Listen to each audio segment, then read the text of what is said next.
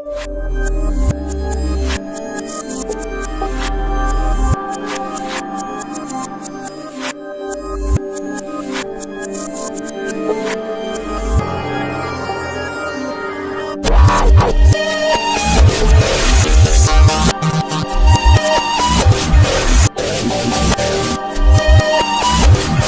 163 طریقے ہیں دھاندلی کے، ان میں سے الیکشن کمیشنر نے پوری سازش کی، سیبوٹاج کیا اور اس سے نہیں ہونے دی الیکٹرانک ووٹنگ مشینز۔ لہٰذا میری نمبر 1 ڈیمانڈ یہ ہے کہ اگر آگے اب ہم نے نکلنا ہے تو سب سے پہلی چیز تو ہمیں ایک کریڈیبل الیکشن کمیشن چاہیے۔ نمبر 2، دیکھیں مشکل ہے، حالات ہمارے اس وقت مشکل ہیں، اور جس طرح جتنی دیر یہ گورنمنٹ رہے گی مزید اور مشکلیں بڑھتی جائیں گی، اور اس میں سے نکلنے کے لیے صرف اگر ہمیں قوم بنے، قوم ہی نکل سکتی ہے۔ دیکھیں یہ میں آپ کو سمجھانے کی کوشش کر رہا ہوں کہ قوم اور ہجوم میں بڑا فرق ہوتا ہے۔ جب ایک قوم بن جاتی ہے تو وہ جب مل کے 22 کروڑ لوگ جب مل کے فیصلہ کرتے ہیں کہ ہم نے مثلا اپنے قرضے اتارنے ہیں، وہ اتار دیں گے اپنے قرضے۔ جب ایک قوم فیصلہ کرتی ہے کہ ہم نے ٹیکس اکٹھا کرنا ہے تاکہ ہمارے پاس پیسہ ہو، تاکہ ہم اپنے اسکول بنائیں، ہسپتال بنائیں، اپنی انفراسٹرکچر ٹھیک کریں، وہ کر سکتی ہے قوم۔ جرمنی اور جاپان دوسری جنگ عظیم کے بعد بالکل ختم ہو گئی تھی، ایک بلڈنگ نہیں کھڑی تھی۔ آپ تصویریں دیکھیں ان کی، دوسری جنگ عظیم کے بعد جاپان کے اوپر 2 ایٹم بم گر چکے تھے، ان کی ایک بلڈنگ نہیں کھڑی تھی، لیکن کیونکہ وہ قومیں تھیں، قوموں نے مل کے 10 سالوں میں وہ پھر سے کھڑے ہو گئے۔ تو ہم تو اللہ نے اس ملک کو اتنا زیادہ دیا ہے کہ ہمیں، آپ کو بھی نہیں اندازہ کہ اس نے کتنی نعمتیں بخشی ہیں، لیکن وہ ہم تب تک، جب تک ہم قوم نہیں بنتے، ایک قوم بن کے ہم اس کا مقابلہ نہیں کرتے، ہم ان نعمتوں کا نہیں فائدہ اٹھا سکیں گے۔ ہم جب، مجھے بڑی اچھی طرح یاد ہے جب زلزلہ آیا پاکستان میں 2005 اور 2010 میں جب سیلاب آیا، کیونکہ میں کام کر رہا تھا، ریلیف ورک کر رہا تھا، میں لوگوں کے بیچ میں تھا، تو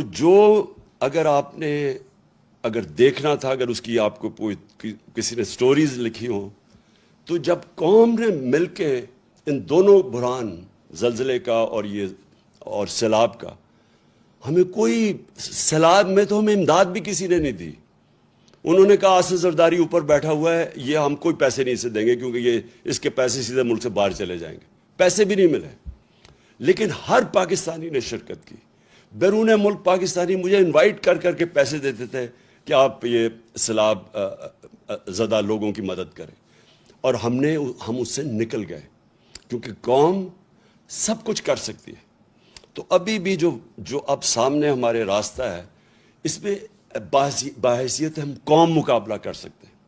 اور جو سب سے پہلے میرا جو پلان بنا ہوا ہے کہ اگر ہمیں حکومت ملتی ہے تو ہم کیا کریں گے، میں سب سے پہلے اپنے بیرون ملک پاکستانیوں کو موبلائز کروں گا۔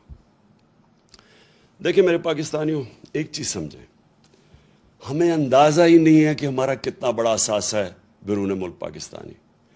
ہم نے آتے ساتھ ہی ان کی تھوڑی سی مدد کی کہ یہ جو پیسے بھیجتے ہیں، ریمیٹنسز بھیجتے ہیں، جو ہمارے لوگ باہر کام کرتے ہیں، ہم نے کوشش کی کہ بینک کے تھرو بھیجیں۔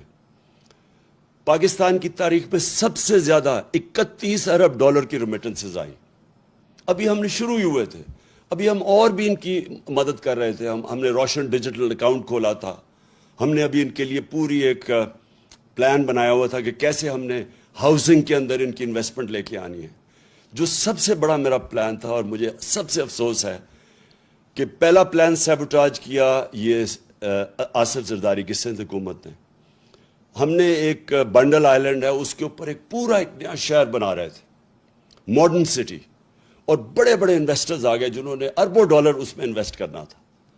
تو اس سے ہونا کیا تھا کہ اس سے ایک تو کراچی جو پھیلتا جا رہا ہے اور جو مشکل، پانی بھی نہیں دے سکتے، سیوریج بھی نہیں دے سکتے، یعنی کراچی کا حالات جو کھنڈر بنتا جا رہا ہے، جب ایک پورا ایک ماڈرن سٹی جس طرح دبئی ہے، کیا وجہ کہ ہم دبئی جیسا ایک جزیرے کے اوپر شہر نہیں بنا سکتے؟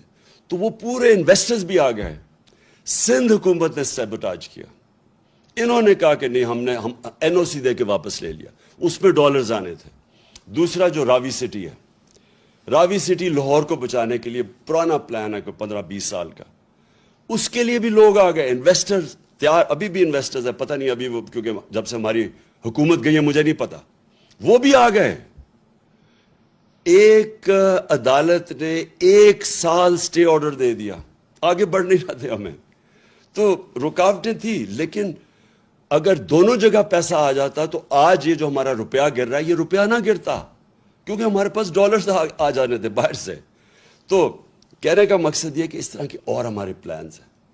جو بیرون ملک پاکستانی ہیں وہ سب سے پہلے، اگر ہم ان کے لیے جو پیکیج میں تیار کر رہا ہوں، ہم جب ان سے جب پیسہ آئے گا تو جب تک ہماری ایکسپورٹس اوپر جاتی ہے، کیونکہ اس وقت ہماری امپورٹس زیادہ ہے، ایکسپورٹس کم ہے، اور ہماری ریکارڈ ہمارے دور میں سب سے زیادہ ایکسپورٹس ہوئے تھے. تو جب تک ہماری ایکسپورٹس امپورٹس کے ساتھ نہیں ملتی، تب تک ہم بیرون ملک پاکستانیوں سے ڈالرز منگوا کے تو یہ پورا کریں گے، جو گیپ پورا کریں گے، تاکہ ہمارے روپے پہ پریشر نہ پڑے جو روپیہ گرتا جا رہا ہے.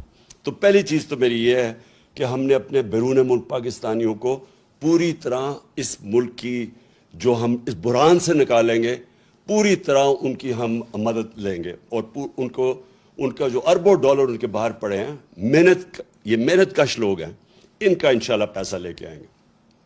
یہ کبھی بھی پیسہ جو ابھی حکومت میں بیٹھے ہیں کبھی ان کو پیسہ نہیں دیں گے. کیوں نہیں وہ پیسہ دیں گے؟ ابھی ریمیٹنسز نیچے چلی گئی ہیں. کیوں نہیں دیں گے؟ کیونکہ ان کو کہتے ہیں پیسہ پاکستان لے کے آؤ، اور یہاں سے یہ اپنا پیسہ باہر نکال دیتے ہیں. یعنی یہ کس طرح کی لیڈرشپ ہے کہ خود اپنے ان کے اربوں ڈالر باہر پڑے ہوئے ہیں، اور دوسروں کو کہتے ہیں کہ پاکستان میں آ کے پیسہ انویسٹ کرو. کیوں بیرون ملک پاکستانیوں نے اتنے بڑے مظاہرے کیے ان کے خلاف؟ جب ہماری حکومت گرائی ہے، کبھی پاکستان کی ہماری تاریخ میں بیرون ملک پاکستانی اس طرح کبھی نکلے ہی نہیں باہر مظاہرہ کرتے ہوئے. کیوں وہ نکلے ہیں؟ کیونکہ ان کو پتہ ہے کہ ان کے اربوں ڈالرز کی پراپرٹیز باہر پڑی ہوئی ہیں. تو ان کو کہتے ہیں پاکستان پہ پیسہ انویسٹ کرو، یہاں سے پیسہ چوری کر کے باہر لے جاتے ہیں. تو ان کے ہوتے ہوئے کوئی باہر سے پیسہ نہیں آنے لگا، اس لیے یہ ہاتھ پھیلا کے پھرتے ہیں کبھی کسی ملک کے پاس. اور یہ واقعی اس قوم کے لیے شرمندگی ہے کہ ہمیں، میرے دور میں جو مجھے سب سے شرمندہ ہونا پڑا کہ جب یہ خزانہ خالی چھوڑ کے چلے گئے تھے. آپ کو پتہ ہے سب سے بڑا خسارہ یہ چھوڑ کے گئے تھے، کرنٹ اکاؤنٹ ڈیفیسٹ جسے کہتے ہیں، 2018 میں. تو مجھے مجبوراً جانا پڑا اپنے دوست ملکوں کے پاس پیسہ لینے کے لیے. تو بڑا شرم آتی ہے، حالانکہ میں 30 سالوں سے شوکت خانم کے لیے پیسے اکٹھے کرتا ہوں، لیکن جب میں پاکستانیوں سے پیسے اکٹھے کرتا ہوں مجھے شرم نہیں آتی، کیونکہ پاکستانیوں کا ہاسپٹل ہے. لیکن جب کسی باہر والے سے، جس طرح مجھے پیسہ مانگنا پڑا پاکستان کے لیے، میں آپ کو یقین دلاتا ہوں کہ یہ میرے لیے تو شرم مجھے آتی ہے، لیکن یہ ہمارے ملک کے لیے برا ہے. وہ پاکستانیوں کی عزت نہیں کرتے جب جس ملک کے سربراہ جا کے دنیا سے پیسے مانگتے ہیں. اس لیے انشاءاللہ اس باری ہم نے پلان بنایا ہوا ہے کہ ہم نے صرف اپنے بیرون ملک پاکستانیوں سے پیسہ اکٹھا کرنا ہے، اور ان کے پاس اتنا پیسہ ہے کہ ہمیں کوئی IMF کے پاس جانا نہیں پڑے گا انشاءاللہ.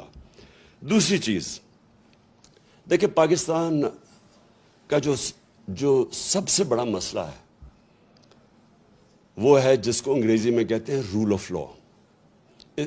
مطلب انصاف، مطلب قانون کی حکمرانی، مطلب کہ قانون کے سامنے سب ایک برابر.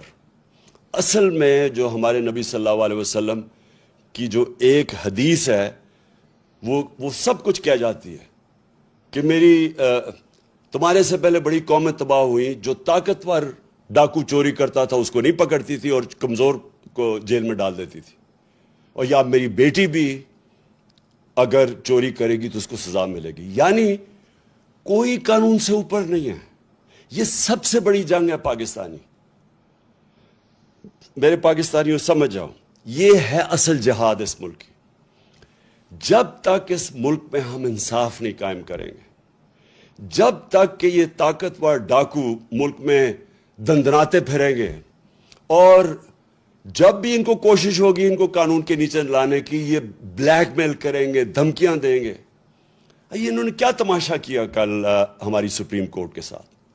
سپریم کورٹ ایک چھوٹا سا سوال پوچھ رہا تھا، چھوٹا سا سوال تھا کہ صرف یہ بتا دو کہ کہاں، اور سپریم کورٹ کی رولنگ کو وہ کی بات تھی، وہ سپریم کورٹ یہ کہہ رہا تھا ایک جگہ ہمیں بتا دو کہ کیا پارٹی ہیڈ فیصلہ کرتا ہے یا پارلیمنٹری ہیڈ فیصلہ کرتا ہے. بس یہ چاہتا، کیونکہ پارلیمنٹری ہیڈ نے فیصلہ کیا تھا اور پرویز الہی جیت گیا تھا.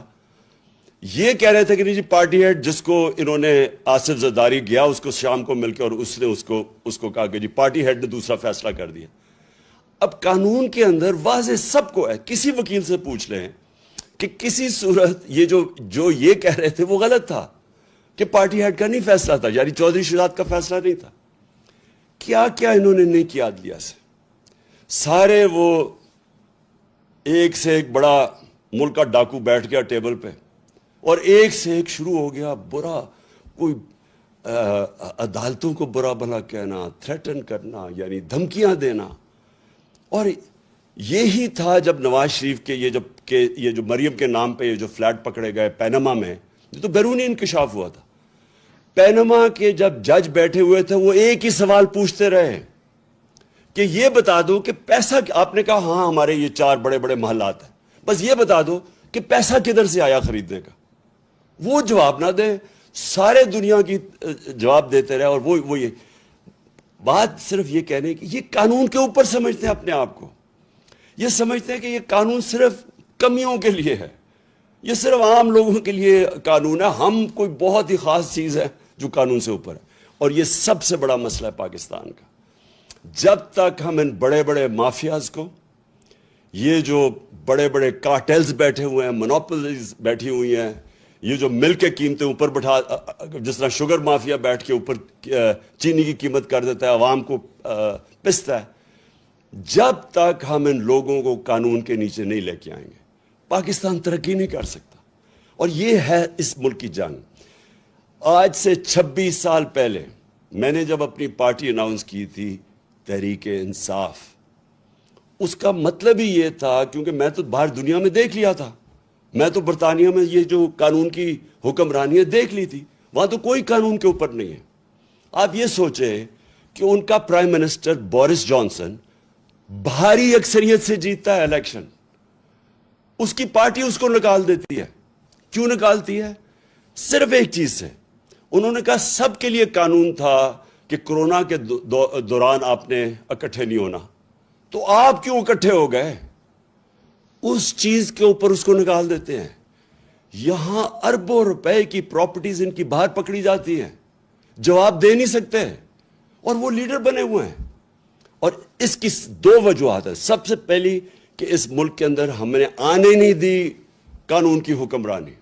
یا ملٹری ڈکٹیٹرز تھے، وہ ویسی قانون کے اوپر تھے، وہ ویسی قانون توڑ کے آتے تھے. پچھلے 62 سال میں آدھا وقت ملٹری ڈکٹیٹرز رہے ہیں اور آدھا وقت یہ 2 خاندان رہے ہیں. اور یہ 2 خاندان جب بھی ان کو کوشش کرتے ہیں، ان کے کرپشن کیسز، یہ سارا وقت یا تو ملک سے باہر بھاگ جاتے ہیں اور یا پھر یہ سارا وقت یہ کہتے ہیں کہ جی آپ کی جرت کیسے پڑی کہ ہمیں قانون کے نیچے لانے کے لیے. اور جب تک یہ نہیں ہوگا میرے پاکستانیوں، جب تک ہم اپنے ملک میں انصاف قائم نہیں کر سکیں گے، جس ملک میں صرف غریب لوگ جیلوں میں جائیں اور طاقتور ڈاکو ایوانوں میں پھرے، پرائم منسٹر بن جائے، اتنے بڑے کیسز ہوں، جب تک ہم یہ نہیں کر سکیں گے، یہ ہے اصل جہاد اس ملک کی.